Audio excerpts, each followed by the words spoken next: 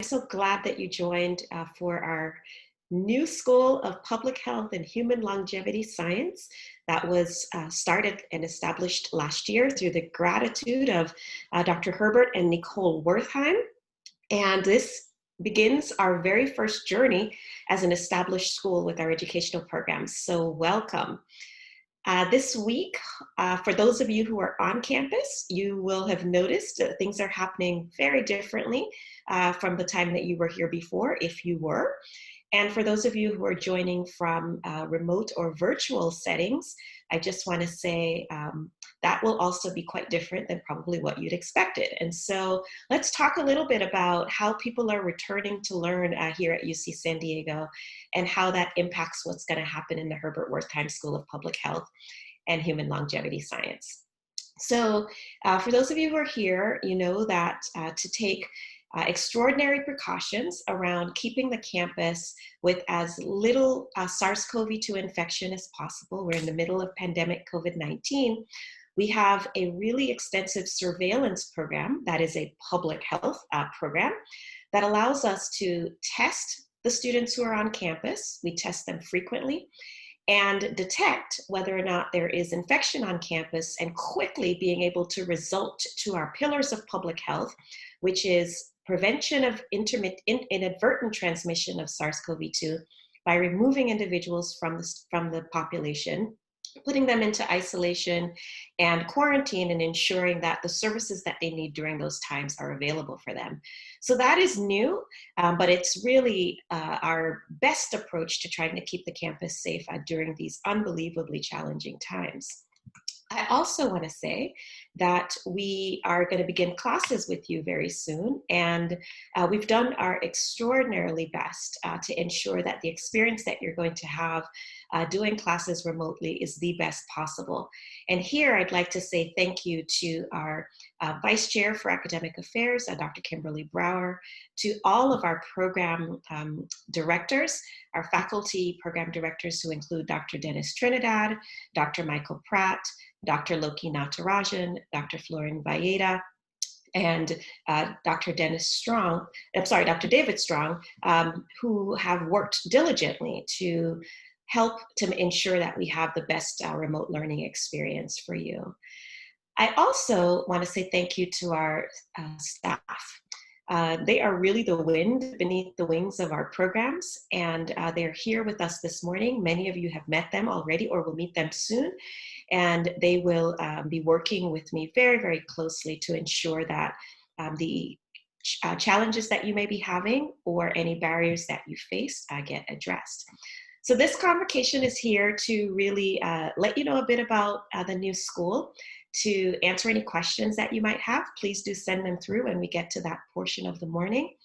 And to ensure that you feel welcome and that you know that despite the fact that we're doing things a bit differently this year, we're going to try and create as many activities as possible for you to virtually bump into each other the way we would bump into each other on the campus if we were together, so that we can have some community. So let me talk a little bit about the school itself and where we are with the development of the school. So this June, I started as the Dean of the School of Public Health, and many of you I've met, some of you I look forward to meeting if I haven't met you yet. And as you may know, I'm a professor. I have been here at UC San Diego since 2012. I have been in the ranks of the faculty, working on a research program that is focused on nutrition and lifestyle factors as they help to prevent and mitigate chronic diseases, especially cardiovascular disease, chronic kidney disease, and diet-related cancers. I, in my administrative role, now serve in a role that allows me to lead us as we think about establishing the core values of this new school, the culture of the new school, thinking about what we'll do in terms of growing our educational programs so that we are an accredited school of public health in a few years, thinking about our new strategic research directions, as well as how we engage responsibly with the greater San Diego community, our state, and our international public health scene to ensure that we advance well-being for all citizens equitably. So I want to tell you a bit about how and why UC San Diego decided to establish the School of Public Health and what we think will distinguish us from other schools.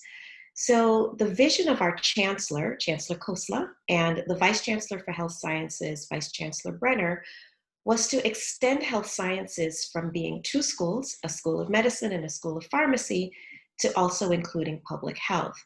That vision came to be after quite a bit of stakeholder involvement, involving our students, our staff, our faculty, other colleagues across the campus, individuals in our community, working with our Institute for Public Health, so ably led by Dr. Michael Pratt, to really form a foundation and propose why we think we could be a school of public health and do something that would be significant and remarkable. So why? Well, we looked across our school and we saw that we already, since 1966, had been doing quite a bit of public health within the School of Medicine. There were entities across the campus that were also involved in public health, and the school would serve as an umbrella to really unify all that was happening already. We also looked around and saw that we have some key things that are unique about studying and learning at UC San Diego. One, we have a world-renowned Scripps Institution of Oceanography. Our educational offerings and our research could be grown in a direction that would allow us to be able to study climate and public health in a way that would be better than almost anyone else in this country could do. We also, with the world-class engineering school, could look at how wireless and mobile technologies can help to solve public health challenges. And being the largest border city, having Mexicali and Tijuana right here at our borders, could expand and think differently about how we engage in border health to solve 21st century public health problems. And then we have a hospital as a part of our academic medical center and growing our health services research to really advance population health initiatives and think about using that space as a learning laboratory for our students was quite appealing. And then lastly, you may be aware that our name of our school has human longevity science in it. And I think about that longevity science piece as us being able to really inform public health across the entire lifespan. So I affectionately think of this as going from twinkle to wrinkle, right? We really have the opportunity to think about how we ensure optimal health for all citizens equitably. So those are some of the pre-proposal strengths that we had for our school. We're currently undergoing a strategic planning process. This will allow us to revisit those things that we talked about 4 years ago and to set our priorities. It will allow us to talk about what we value, to talk about the culture that we want to establish in this school, and to, again, really ensure that over the next 5 to 10 years, we put together a structure for the school that is going to support those priorities. Now, I would be remiss if I didn't say to you how incredibly marked we all have been by the events that have happened since spring. So our country, our nation, our world has really been in a conversation around justice. Dr. Michael Pratt, who leads our MPH program, reminded me one day of something one of his colleagues would say about how public health really sits at the intersection of science and social justice. And this couldn't be a more striking time for us as people interested in public health, working in public health, to really hone in and understand our charge in dealing with racism as a public health crisis, in thinking about how various diseases, whether it's COVID-19 or some of the chronic diseases that we see, play out differently across different racial ethnic groups, and the root causes, going back to some of the things that we do structurally and systemically in this country that facilitate those outcomes. And so I want to say to you that this will be a hallmark of our school. We have already begun a seminar series focused on understanding race, understanding racism, understanding colonialism, understanding why it is that many of the policies and practices that are in place yield racist activities and behaviors, and figuring out how to dismantle that and address it within this School of Public Health. So with those remarks, I will stop here and offer you an opportunity to ask questions. And I will let you know that some of the questions that you have been posing to our student affairs officers have been shared with me. And so you can either raise your hand now using the chat button and I will call on you. Go to the participants link.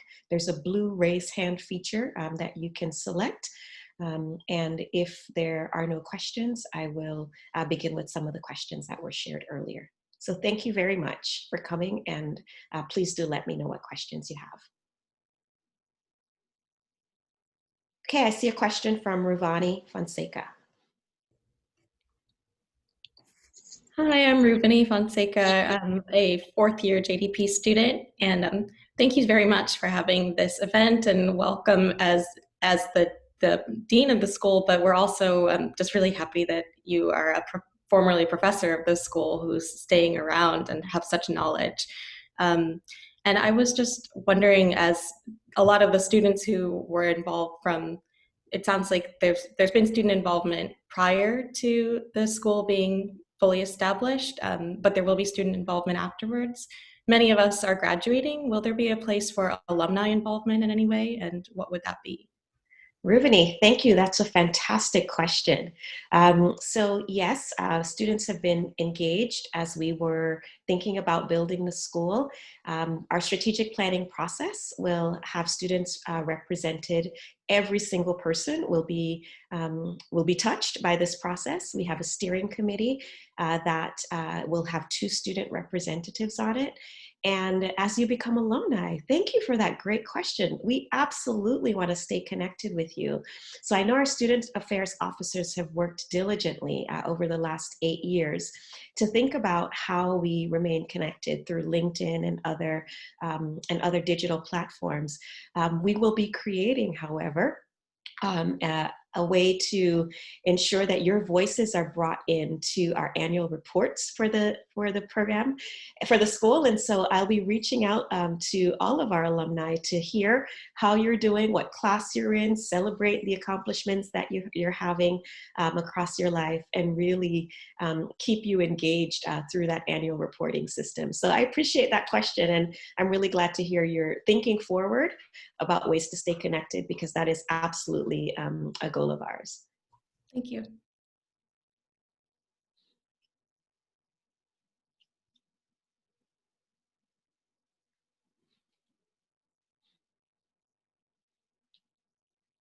So why don't I talk a little bit about one question, which is how will the change to the Herbert Wertheim School of Public Health and Human Longevity Science impact opportunities that undergraduates have to get involved? So our undergraduates have been, a core activity of our teaching program for several years now. And we have started to find ways to keep our undergraduates connected to each other, as well as now we're exploring ways to keep them connected to the school. So the Public Health Club that was founded for undergraduates, that would have been about 7 years ago now, is likely to get merged with undergraduates, master's students, and PhD students, as well as our other trainees who may include individuals doing postdoctoral training. And the reason for that larger umbrella is to ensure that we have one mechanism that is undivided by which we can talk with all of our students and connect with you. Within that umbrella organization, we want to ensure that the various stages of training are well attended to. And so we'll offer quite a bit of flexibility in terms of how we meet the needs of each type of trainee across the school. With regards to our activities, we'll make sure through that public health student club that undergraduates are made aware of everything that is happening in the school. And we'll keep our student affairs officers who work with our BSPH program very well up to date. And they are spectacular, for those of you who work with them already, in ensuring that our undergraduates know what is going on all the time and feel connected. So please do, if you have ideas about ways that we can do this better, reach out to our staff and our team, and we'll certainly be sure to try and accommodate that. I see that Sophie has a hand raised, and so I'd like to call on her. Hi there, this is a little bit of a lighthearted question, but do we have any like t-shirts being sold in the bookstore that say UCSD School of Public Health? Yeah, Sophie, swag is really important, right? No self-respecting school is going to exist without having cool swag. We are working on that right now. We have our logo that just got branded. This is a university process that needs to occur. And we are getting ourselves some t-shirts. So yes, we will make sure that those are available to you at the very latest by 2021. But yeah, we want to be able to have people know by the things we wear where we belong. So great question.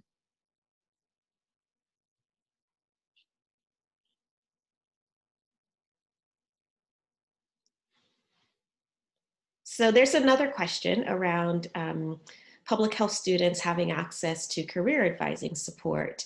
That has been limited reportedly over the last few years through the UC San Diego Career Center. And the question is whether or not the school is going to be prioritizing separate career services in the future, as they do in some of the other schools like biological sciences and the School of Engineering. We have some work to do in this area. What we will do in the more immediate term is to ensure that you have access to faculty mentors, whether it is through our seminar series that we do, that you have access to our student affairs officers who know quite a bit about what it looks like to pursue careers in public health to support your career development. As our school is more established and grows, yes, we will be able to build our career services offerings, but it will not be immediate. It's unlikely that we will establish those kinds of positions in the first year of the school. But I thank you for that question. It really is an important way to begin thinking about, kind of where it is that you're going to go. Some of the things that we'll be doing in the school will include public health grand rounds. They will include seminar series. And I really want to encourage all of you to attend those activities, because what they do in a student's life is to really show you the wide variety of things that public health practitioners do. And we'll be asking the individuals who participate to tell you a little bit about their personal journey. And so it will also connect you to the kinds of backgrounds and inspirations that people have in pursuing public health. Another thing that I'm going to emphasize this first year is the great stories of public health. And so this, again, will hopefully not only serve to give you a sense of the history of public health and how important it has been in our world, but also to inspire you to think about what careers may be ahead of you and how you too can be leaders of change. So that's a great question.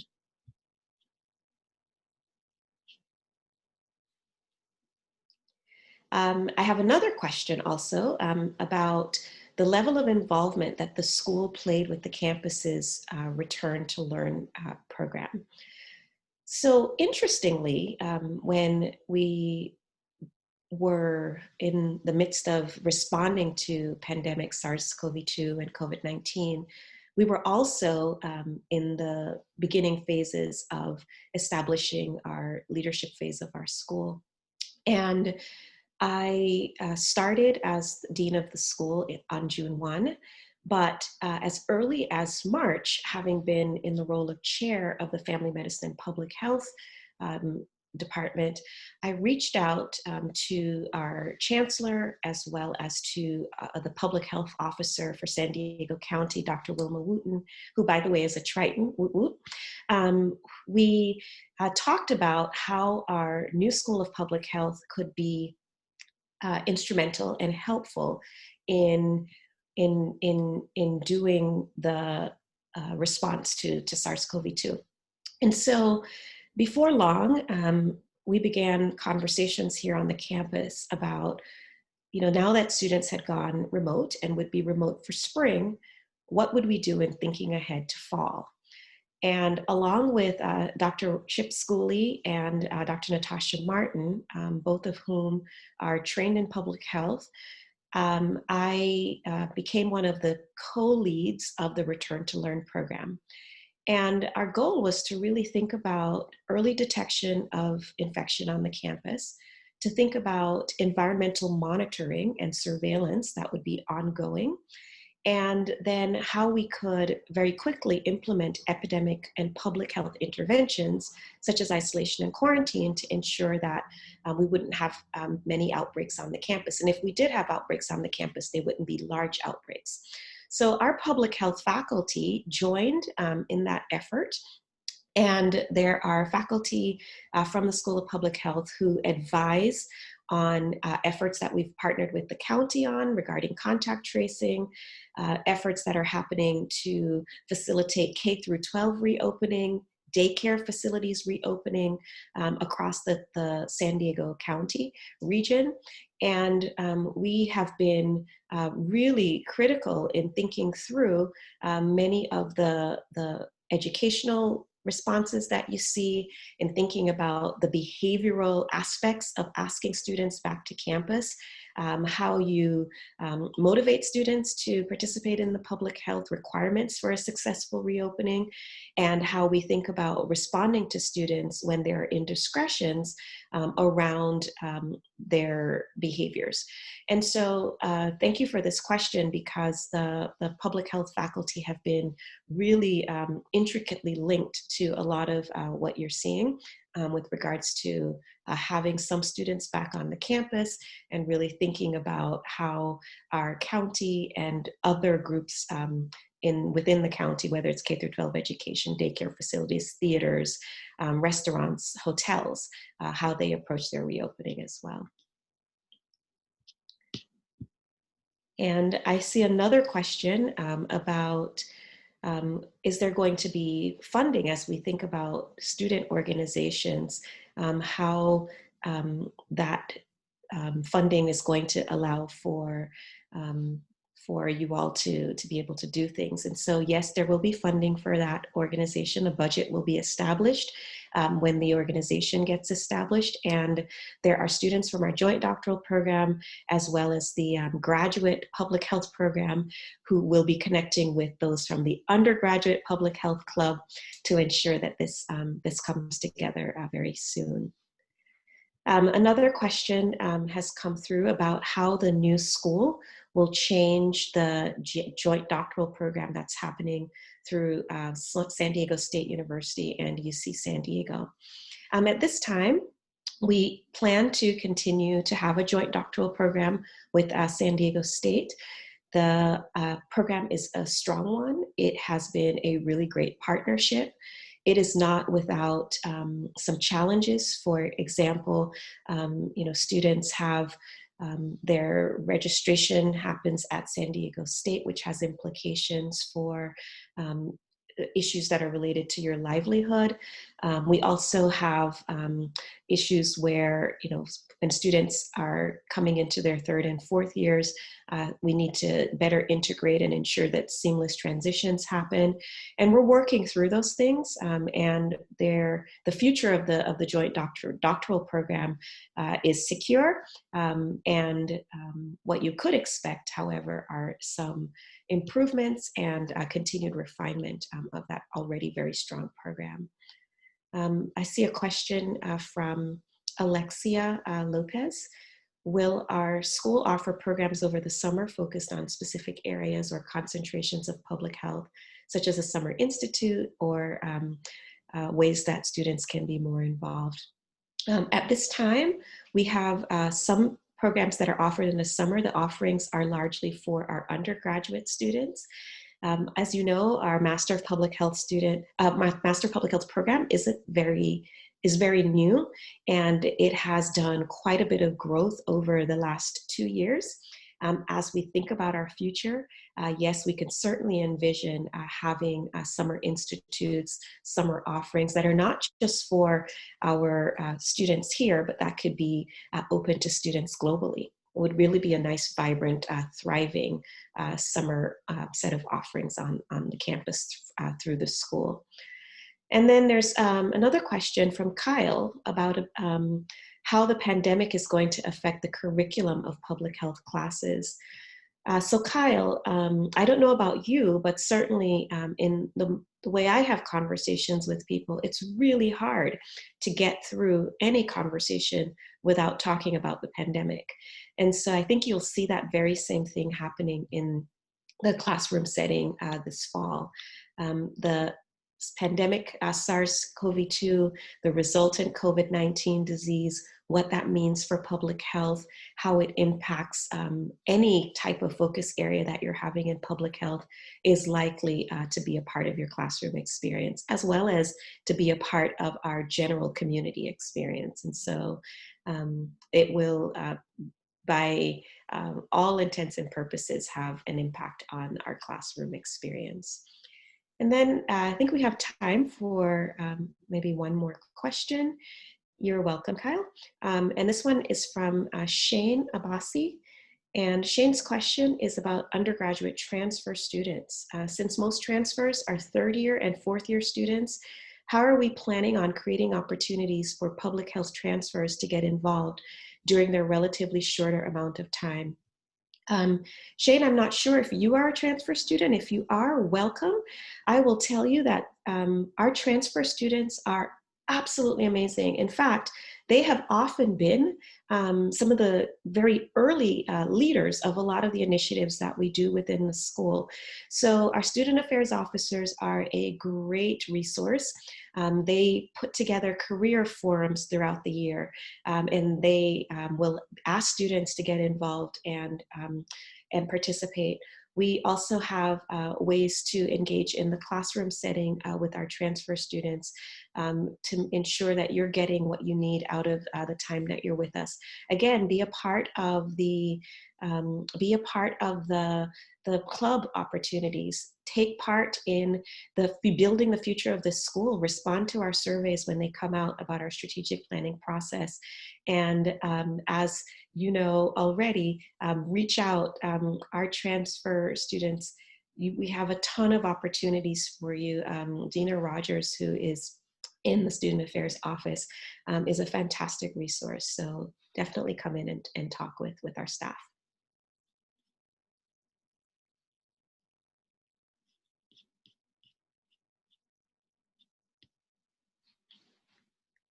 All right, well, I'm checking for raised hands, and I don't see any hands raised.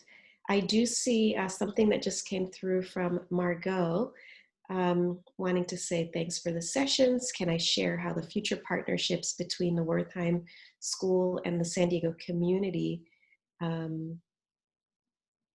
Okay, yes. So for example, Margot, just in the last 4 months, we have established 2 key partnerships with our county health department. We are working through our centers of excellences to establish other partnerships. The Chula Vista Collaborative, for example, came to talk with our faculty and trainees last week. And we look forward to doing more of that work, especially after we do our strategic planning to understand where our strategic priorities will lie. I'm really excited too to have you starting your master's degree with us. We look forward to having you.